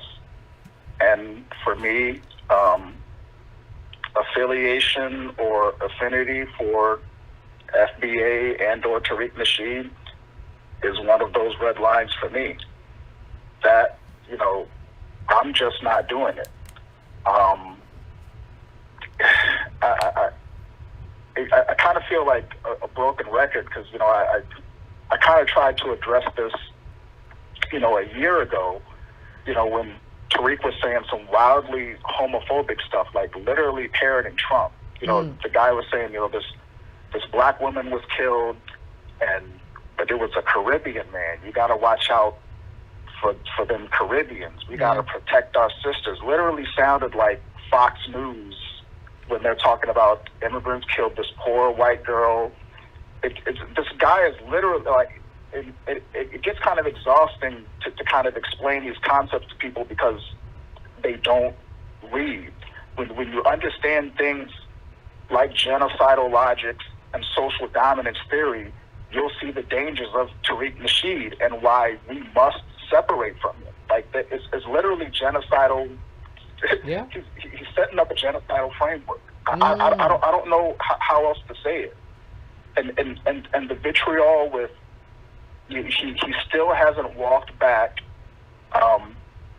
single black mothers, no reparations. Like, he went radio silent. He has not addressed it at all. It's like, how do you respect this man or anything he stands for or anything that he has claimed to build? Just with, if our goal is reparations, and 70% of our families are headed by women, 70% of the descendants of slaves don't get reparations. Like, how do you align with that? It really doesn't make sense. So I really feel like it's something else there in terms of whether it's daddy issues or people want to hold on to, you know, their sexist ideas or their homophobic ideas. And like, look, again, I know I sound like broken records, you know, piggybacking off of what Tony and Yvette said. We're not with the xenophobia. We're not with homophobia. We're not with sexism. If you descend from the builders of this country, you are owed reparations, and you have a place here with ADOS. Point blank. Period. I'm not doing all of this other weird stuff, like the lineage and movement, which is the same thing as ADOS. That's the tie that binds. If you're trying to do something else, go do something else. Mm-hmm. And I'll kind of wrap it up here. I sent something to your inbox if you feel like pulling it up. If even if we assume that Tariq has good intentions, and even if we accept the argument that FBA and ADOS can be used interchangeably, or even if we accept the argument that, hey, it's just a lineage and you can't tell me what to do with lineage. Well, okay, let's say that's true. And let's go to your boy Tariq and see how he defines lineage per his website, officialfba.com, where he talks about whatever he feels like is the FBA history, where he says foundational black Americans are the descendants of black people, descendants of the builders of this country. But this history did not start in 1619. The history of FBA started almost 100 years earlier. The documented foreign settlers of the New World of North America were enslaved black people who were brought over by Spanish colonizer Lucas Vasquez de Ayllon in 1526. Shortly after Ayllon and the 600 other Spaniards' arrival to the area that would later become South Carolina, Georgia coast, enslaved black captives launched a revolt, forcing new Spanish settlers to run back to the Caribbean, et cetera, et cetera. The liberated black people amalgamated into the local Native American society, and this was a new historic chapter in what would ultimately become the culture of foundational black Americans. Now, if we you Native accept that American? FBA isn't lineage, I want you to tell me, what are you going to do with that lineage? Are you going to Congress with that? Are you demanding reparations, you know, with that, based off a few people that came prior to 1619? Never mind the fact that there were 4 million of our people here at the close of the Civil War. So if you're going to go off of some random people, now, if you can trace your specific line back to those Spanish settlers and those slaves, good luck. Go do that. It's like, but I'm doing something else. So even if you accept that this is about lineage and how ADOS describes lineage and our movement, because we see it as interchangeable, even if you accept that it is, how can you align with FBA based on how he's laid that out? Like, what are you going to go do with that? So nothing. Even if we were, like, let's just say for the sake of argument, yes, we're we're xenophobic, homophobic, sexist, and everything else. We're all on the same page. But let's look at how he describes the lineage for which he has no call to action or claim based on said lineage, and what we're doing is two totally different things. So me personally, I can't have anybody in my space doing work who has an affinity for that framework, because it is diametrically opposed to the framework that we built here. So regardless of how you feel about Tariq or what he says or what he stands for or his business or whatever else, that framework does not work with the ADOS framework. And if you come over here saying you're FBA, either you don't understand and you need to go read more before you come back into the space, or there's something that you are holding on to for some reason. In either case, I feel like you don't need to be here. And if you're in my space, I'm going to make that known. And my hope is that I make you feel very uncomfortable when you're around me. And just to close it out, kind of on a fence straddling, you know, I'm disappointed in some of you, because I see some of y'all in here saying go Yvette, and you're kikiing in other spaces with Tariq and other people. I just want to say I am very disappointed in you. Thank you. But that's all I got to say. Thank you, Reg. I appreciate it. I'm disappointed in them too. But some people think that people don't see them. We see y'all. I lurk more than I talk online, so I see you. I know exactly who you are. And let me just say this: the job of Tariq. I don't think people understand this. You can't name me any really black movement that Tariq has ever supported, right? He'll be like, well, none never been worth a damn. You never tried to make none worth a damn either. It seems to me it's kind of odd that your job, the day that we should have been kind of, you know, rallying around, you know, the California bill, we had to be fighting over Tariq again.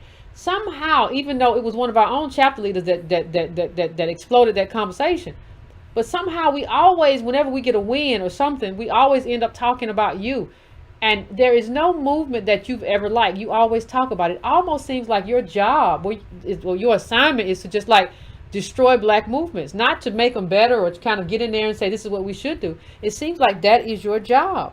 And understand that Tariq also will not support anything that he can't take advantage of.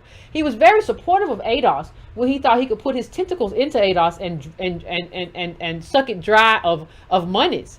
When he thought that there was a payday there. I can use this. He was very supportive. The only thing that changed is that when we said, hey, you can't do this with opportunity zones and all that stuff, and what's wrong with you? And then you know, we knew we had to cut you off anyway because of how you talk. You too wild and crazy and just say anything. You too sexist and misogynistic, and you know, people love to talk. Like, listen, people love to talk about a lot of stuff. You don't have to be a fan. I'm not a fan of Tommy Sotomayor. I'm not a fan of Tariq Nasheed. I don't know these people. And I'm not fans of none of these people. But it takes a certain kind of man. It's funny that we talked about Vlad one day on here. But what we didn't talk about is how Tariq ran up on Tommy Sotomayor in Vlad. You were with Vlad, sir. You were with Vlad. You work behind him. You work with. Listen, if I don't like somebody most of the time, if I feel they're harmful, I'll tell them. I'll make a video about them sometimes. If I feel like you're harmful. That's fine. I'm not gonna hide behind a potted plant to jump out in front of and do something with to another black man to be jokes for white people. Understand that Tariq is just a joke for white people. That's what he is. Hey Vlad, don't y'all have Tommy coming today? No, just make your video about what he said that's troubling. But you're not gonna do that either, because you say the same stuff. You said a lot of the same stuff. You didn't used to be Bad Witch was just about, oh, that's just about these other women. No, you said a lot of bad stuff. You said some horrible stuff about black women. Maybe that's why you and Tommy got along so well. Now everybody's looking at you to save you. Yes, I'm here for my ADOS women. No, you ain't, Negro. You jumped from behind a potted plant to accost another black man. You should have just in front of these Vlad people, in front of a culture vulture. Now you want to do videos about how Vlad ain't nothing. You call them people so you could hide and ambush another man. You a whole clown. You a whole clown. How y'all let that man clown like this? Y'all are still a 51-year-old man doing some dumb stuff like that. That ain't how you confront no another grown man. Man to man, you don't do that to just be jokes to these. You confront him on your own terms somewhere else where y'all are the only ones there. You confront him somewhere. Listen, we're gonna meet him. We're gonna deal with this. You don't confront that. You don't do that so that so that Vlad can use y'all to make money. You like playing the fool. You like playing the clown. You were born for it. You built for it. That's who you are, old potted plant Negro. Anyway, let me go to my next call. I'm going to 717-717. What's your name? Where you calling from? What's on your mind? Yes. I had to get my phone in my hand. This is ADOS North. How you doing? How you doing? AOS North? How you doing? You doing all right? Life ain't been no crystal step. step. Because this is all about you. I want you to just sit back and receive your flowers. Okay? Well, I appreciate it. So, okay, you know I love you, right? Okay. Love you back. So first and foremost, as I said on, because I have a tendency to lurk too, and when it comes to Twitter, I didn't even have an account until, I guess, what was it, 2020 or some mess like that. And when I got on there, I just I try to, I'll say something if I have something to say or whatever. Most of the time, I just sit around and watch what people do.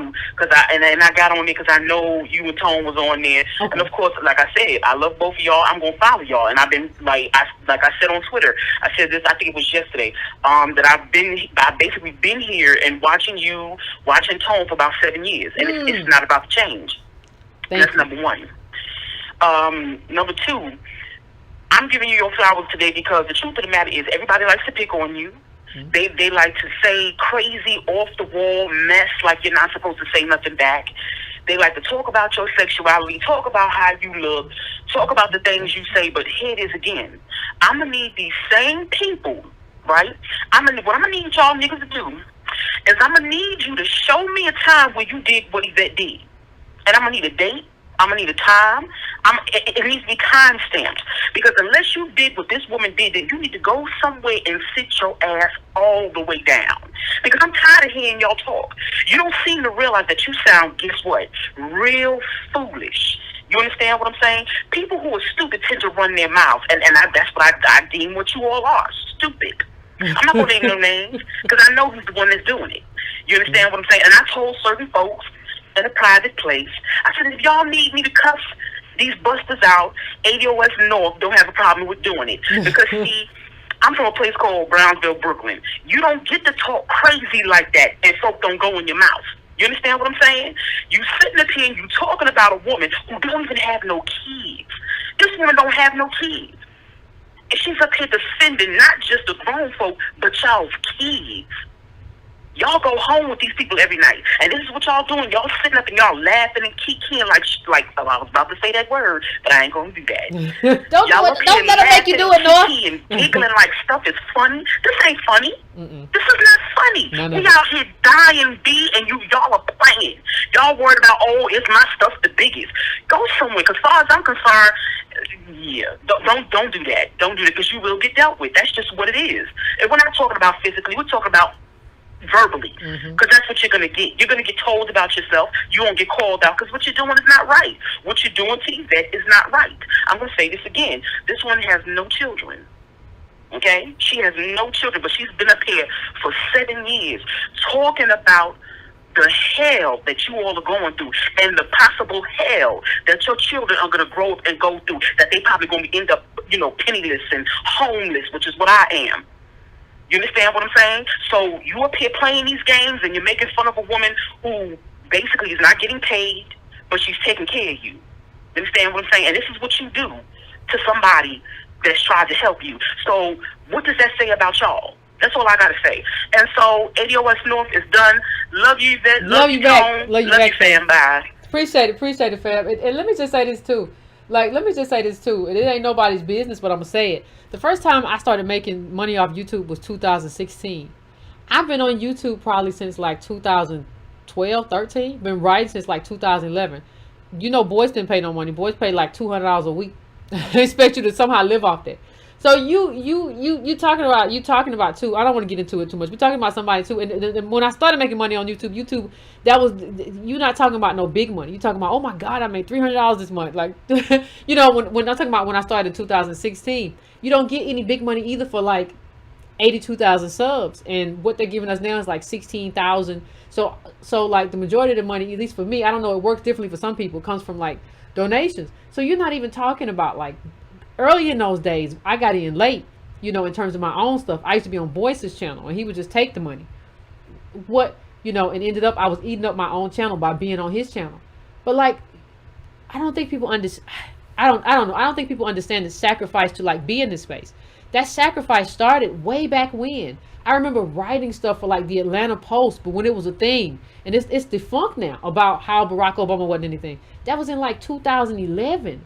Like that's to 2020. And so for people to tell you now, well, like we don't think you should be here, or we need to decide whether or not you are part of ADOS, like how, or whether you get to you know, you're co-founder, but you don't get to be a leader. Like, who told you that you could do that? Like, who told you that you could do that? It's just the wildest thing. I'm going to go to like one more call, and then we're going to have to end it. So let me go to 860. What's your name? Where you calling from? What's on your mind? Hey, what's up, Yvette? It's me, Ro from 860. Just want to say thank you for what you do and continue to keep on doing. And I want to say you got to look at it from bigger outside of Tyreek. You got to also look at that P. Diddy situation. He also tried to do the same type of grift move as well. So I just wanted to share that word for you. Okay. Because there's much bigger fishes out there besides Tyreek. And we need to be much more mindful of that. So I'm just going to sign off with that. Appreciate it. Just keep up the good work. Thank you, fam. I appreciate it. It's I much appreciate needed. it. Appreciate it. Thank you, fam. Since that was a really quick call, I'm going to 910. What's your name? Where you calling from? What's on your mind? Hello? 910. What's going on? Hey, how's it going? Pretty good. How's it going, Yvette? Pretty good. How are you doing? Alright, I'm doing fine. I'm doing fine, actually. I'm a first-time caller, actually. Okay. I wanted to talk to you about something, like, and this is coming from a genuine place. I hear a lot of stuff with your name involved, but I never heard it from your mouth, per se. So I'm going to ask you, what does ADOS represent, and what is the agenda? What is that like at the end of the tunnel for ADOS? I think ADOS101.com kind of answers that for you. And as I've said before, it is a movement anchored in a specific lineage. And I think ADOS101.com kind of answered that. I don't have enough time at the end of a show to kind of go into all of what ADOS is. I think we do have, and I appreciate you calling, but I think we do have videos for that and things of that nature where you can kind of get to the bottom of that. I'm not going to get into it at the end of this video though. Well, I'll go to one last caller before we go. 404. What's your name? Where you calling from? What's on your mind? What's up, Yvette? Hey. What's up? How you doing today? Pretty good. How about yourself? You know what? Usually I'm your mailbox guy, but today I'm going to be your day one. Okay. And the reason for that is because of the emails that I was getting and the things that I was seeing. And I saw my man show the other night. And the difference between so-called FBA and ADOS and all this, that, and the third is, look, we never got into an indigenous narrative. And, you know, we'll interview a guy like Tony the Closer, and I'm talking about Tone. Yeah. And Flex won't. And see, what I like about you guys is that you guys tell the truth about everybody, top to bottom. And you really don't try to put nobody down. You really look out for our interests, you know? It's alleged that, okay, Flex may have made some donations to this Jay Morrison cat, and for whatever reason, he ain't gonna tell us that he's an agent, but he'll tell us that Grandmaster Jay is an agent. You know what I'm saying? And you'll never hear anything bad about that. But yet, Tony the Closer lay it down and tell you, hey, look, this is what it is. And every time you guys say something, y'all get receipts. People come out of the woodwork, and I was like, man, Ben told us about this other cat. And all of a sudden, here comes Tony the Closer. Well, Flex ain't gonna tell you that. Yeah, What he gonna do is he gonna route you to. He gonna route you to Jay Morrison. Now here's the problem I got with that. Them folks out there in California don't know what Jay Morrison doing down here in College Park and East Point. They ain't indicated like we are. They ain't where we at. They don't see what we see. And see, you guys are mission oriented in that you guys are working and y'all don't have time to be petty with him. You know what I'm saying? Anybody take no puppets, man. And I'm grown. I'm grown. I don't want to be bothered with that man. I don't get that man silly to me. He's silly to me. I don't want to be bothered. I would rather not have to talk about him. Yeah. Anti-reparation optics. They always got anti-reparation optics in terms of what you're seeing. I don't have a problem with a rapper coming out for reparations, Yeah. but it's strange how they do it from their Rolls Royce. They really don't want us to get it.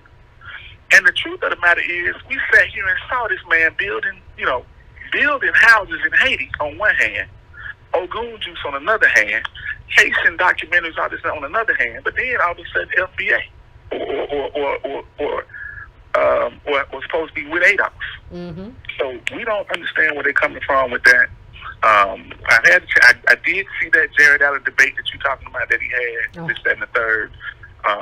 Didn't go well.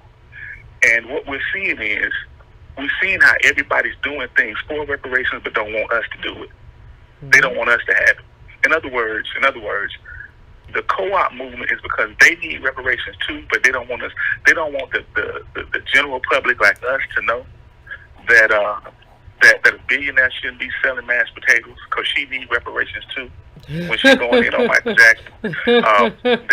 They don't want us to know that he needs reparations because he done gave Jay Morrison $10,000 allegedly, and that might be why he really got a problem with Tone, because Tone went at Jay, and Meechie X and Tony the Closer went at Jay.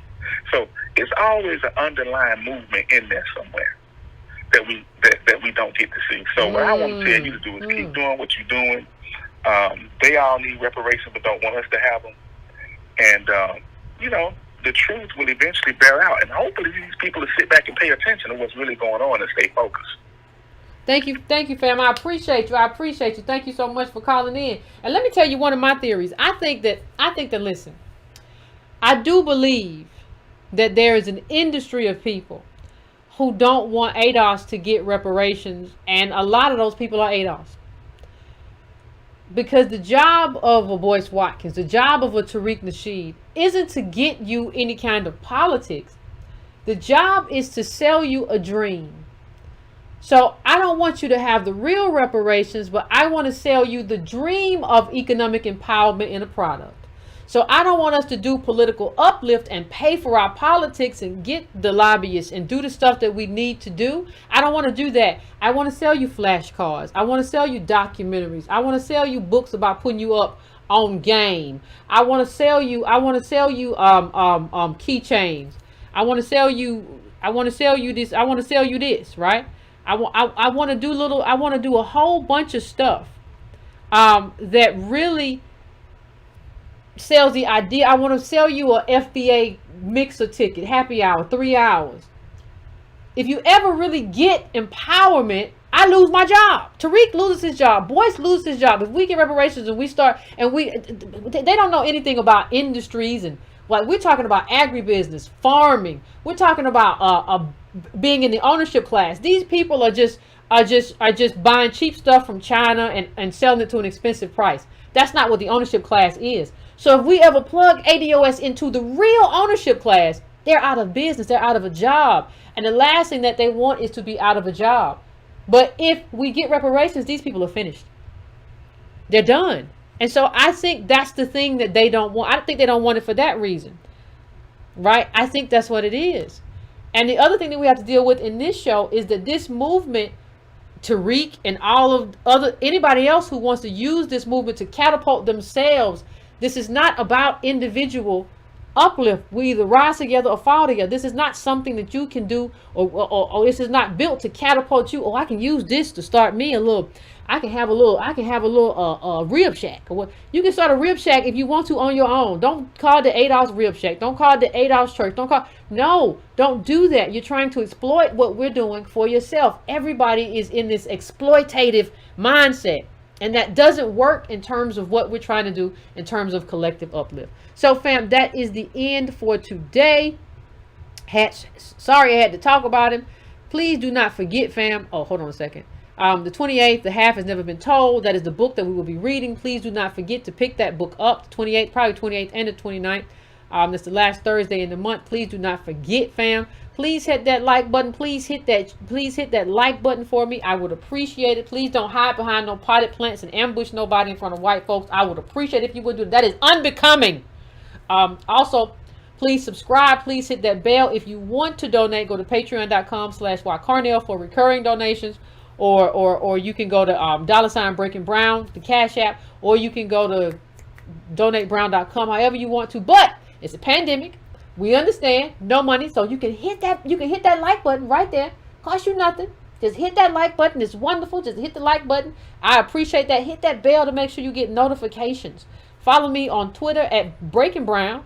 Instagram at ycarnell. Do that. That's also free. All of that stuff. Follow me on the socials. Cost you nothing to just follow me on the socials. So, fam, I appreciate it. I want to thank everybody who came through and had the conversation. I appreciate you. I absolutely appreciate you. We will have another conversation next time. Until then, finish your libations. Get yourself some rest and some sleep. And don't let these people worry you. And don't you start worrying nobody. Okay, fam? I will talk to y'all next time.